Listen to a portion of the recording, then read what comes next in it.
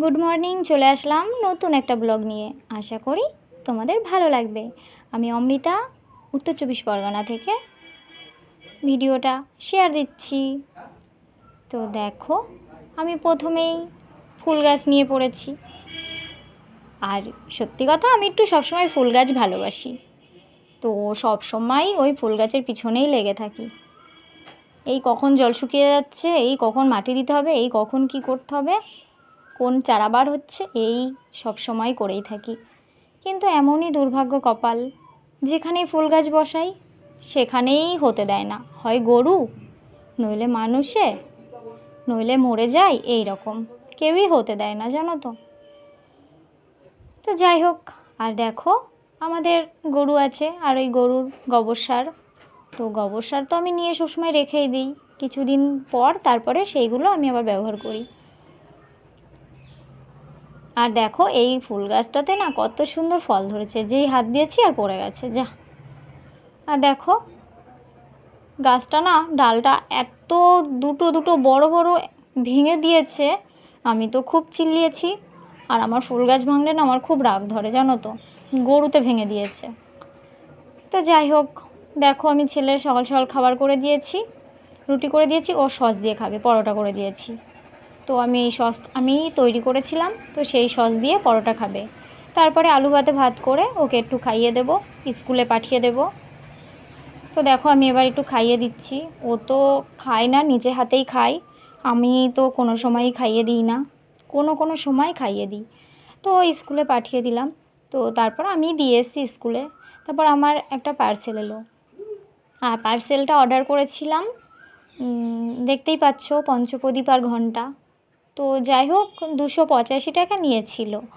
তো কি বলো তো, এত ছোট দিয়েছে ঘণ্টাটা, কি বলবো। তো যাই হোক, আমার পক্ষে ঠিকই আছে।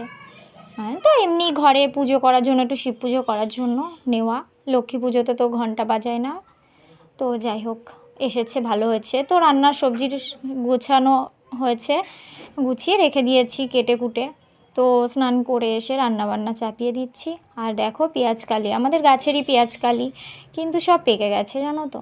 তো যাই হোক, রান্না টান্না করে নিলাম, খাওয়া দাওয়া করে।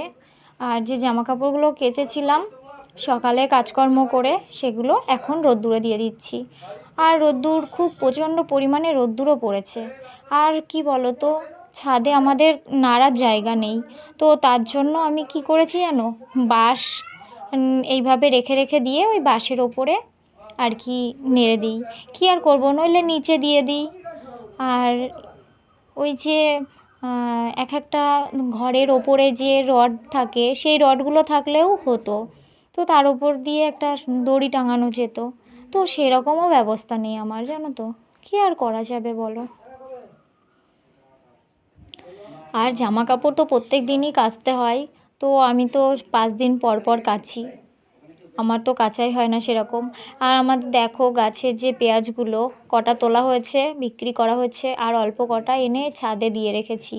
তো এগুলো তুলে ফেলতে হবে, নইলে কালারও চেঞ্জ হয়ে যাচ্ছে রোদ্দুরে রোদ্দুরে। আসলে কি বলো তো, এই গাছগুলো না কাঁচা ছিল, ওই জন্য আমি আবার ওপরে এনে রোদ্দুরে দিয়ে দিয়েছি। তো ওইগুলোই আবার তুলে রেখে দিতে হবে। এইগুলো আবার ছোট ছোট, এইগুলো আবার আর বছরে আমার এই গাছগুলো লাগাতে আবার হবে। কারণ ওইগুলো খাওয়াতে আমাদের হবে না, খাওয়ার জন্য সেই পেঁয়াজগুলো আছে। আর এই পেঁয়াজগুলো রাখা হচ্ছে, আমি নিয়ে আসতাম না, কুড়িয়ে কুড়িয়ে নিয়ে এসেছি, মানে যে পেঁয়াজগুলো কাটা হয়েছে তারপরে কুড়িয়ে নিয়ে এসেছি, জানো তো। তো দেখো, আমি আমার দুটো কানের ভেঙে গেছিলো। তো ওই কানের দুটো আর কি করব, ফেলে দেব। তো যাই হোক, কানের তারটা দিয়ে, আর একটা হাড় ছিল, সেই হাড়টা ভেঙে গেছিলো। তো ওই হাড়টা দিয়ে আর এই কানের তারটা দিয়ে একটা হাড় তৈরি করলাম। আর আমি এটা শিব পুজোর দিন, পুজো তো করতে পারিনি, তো সেই জন্য আমি একটু সাজুগুজু করে ভিডিও বানিয়েছিলাম, রিলস করেছিলাম।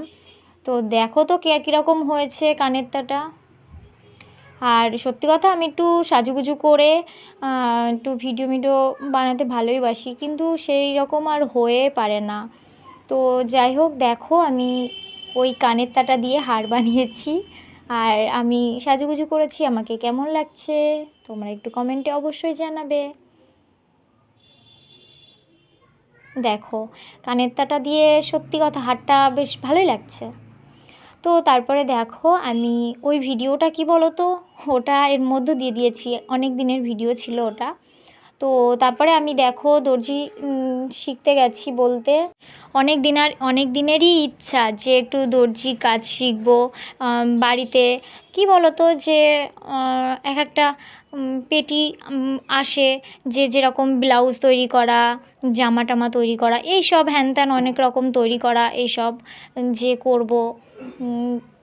তো সেগুলো না করলেও একটু শিখে রাখলেও বাড়িতে নিজে নিজে যে দর্জি দোকানে গিয়ে সেলাই করে আনা হয় যেসব জামা কাপড়, তো নিজে নিজেও তো করা যায়, তাই না?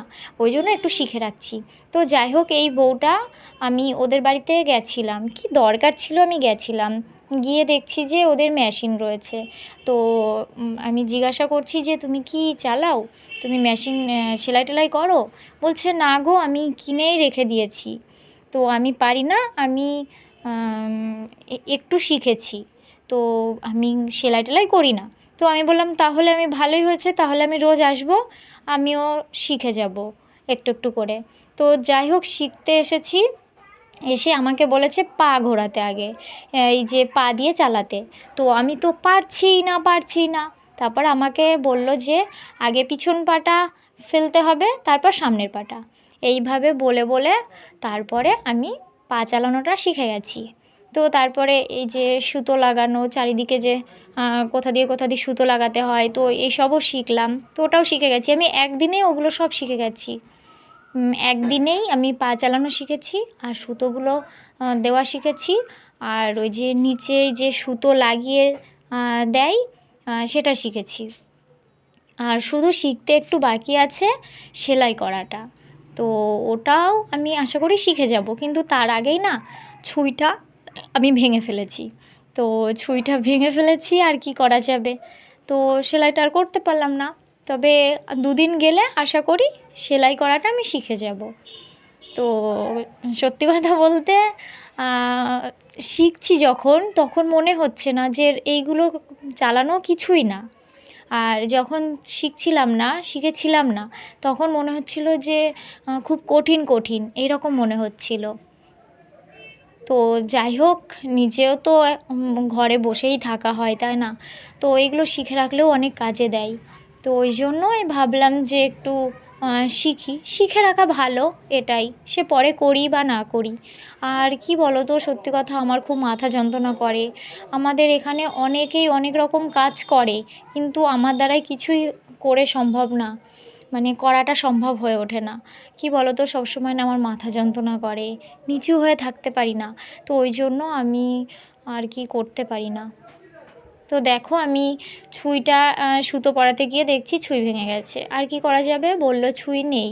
তা আমি বললাম তাহলে থাক, আজকে একটু পা চালিয়ে আর সুতোগুলো পরিয়ে চলে যাচ্ছি। আর যে এই বউটাও যে ভালো পারে তাও না, এই বউটাও তেমন পারে না, এই বউটাও আর কি নতুন কিনে নিয়ে এসেই নিজেরটাই শিখছিল। তো হালকা একটু শিখেছে, তাই বলেছে আমাকে যে আমি যেটুকু শিখেছি আমি তোমাকে সেইটুকুই শেখাবো। আমি বলেছি ঠিক আছে, আমাকে সেইটুকুই শিখিও। তো তাই সেইটুকুই শেখাচ্ছে। আর এখন তো ইউটিউব হয়ে গেছে না, এখন ইউটিউবে সব কিছুই দেখা যায়। তো আর বাদ বাকি নয় আমি ইউটিউব থেকে দেখে করে নেব। তো আমি বলেছি যে নইলে আমি তোমার মাসে মাসে আমি টাকা দিয়ে যাব, আমাকে শেখাবে। তা বলছে না, আমার তো এমনিই পড়ে থাকে, তুমি এসে শিখবে তো কি হয়েছে। আমি বলছি না, আমি এই যে ছুঁই টুই ভেঙে ফেলছি। তো তখন আমি বললাম আমি তোমাকে টাকা দিয়ে দিয়ে আমি মাসে মাসে শিখে যাব। তো সেই যে 3 দিন গেছি, একদিনে সবই শিখে গেছি, পরের দিন গেছি সেলাই করব বলে, তো ছুঁই ভেঙে গেছে। এবার ছুঁই গিয়েই দেখছি ভেঙে গেছে, এবার আমি ভাঙলাম কি ভাঙা ছিল আমি সেটা জানি না। তো যাই হোক, আমার কাছ থেকেই মনে হয় ভেঙেছে। তো ওটা তো আমি ভেঙে ফেলেছি, ওটা হয়নি। তো তারপরের দিন গেছি, গিয়ে একটু পা চালিয়ে চলে এসেছি। তো আশা করি এর পরের দিন গিয়ে আমি সেলাইটা শিখে যাব। তো আমার হয়ে গেছে, এবার আমি চলে যাচ্ছি, আর সন্ধ্যাও হয়ে গেছে। আর তো আমি যেতে যাচ্ছিলাম, তখন বললো যে দাঁড়াও, এই সুতো পরানোটা দেখে যাও। তো ওটাই সে দেখাচ্ছে। তো এইভাবে মানে চালিয়ে আর কি, এইভাবে ধরলেই ওটা সুতো পরানো হয়ে যায়। তো এটাও আমার শেখা হয়ে গেল, তো এটাও আমি পারবো। তো তারপর আমি বাড়িতে চলে এসেছি সন্ধ্যা টন্ধা দিয়ে। তারপর দেখো রাস্তা দিয়ে গাড়ি যাচ্ছে। আমাদের বাড়ির পাশে কালী পুজো আছে। বাড়ির পাশে বলতে আমার মাসি শাশুড়ির জায়ের বাড়িতে, তো আত্মীয় হয়। তো তাদের বাড়িতেই কালী পুজো হবে। তো সেখানেই ব্যঞ্জন করেছে, ঠাকুর নিয়ে যাচ্ছে, সব নাচতে নাচতে যাচ্ছে, তাই একটু শেয়ার করলাম।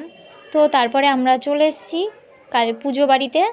তো দেখো ওখানে ঠাকুর, আমি মন্দিরে ঢুকবো না, তো মন্দিরে ঢুকবো না তার জন্য আমি কাউকে দিয়ে ভিডিওটা করেছি। দেখো ঠাকুরটা আমিও মুখটা দেখলাম এবার, কারণ আমি ঢুকে দেখতে পারিনি। দেখো এই পাশে আছে মনসা। তো এই হলো কালী মনসা শিব, প্রত্যেক বছরই পুজো করে। এবার আমরা খিচুড়ি খেয়ে বাড়ি চলে যাব। তো এখনকার মতো বাই বাই বন্ধুরা, টাটা, সবাই ভালো থেকো, সুস্থ থেকো। পরে আরও একটা ব্লগ নিয়ে চলে আসবো।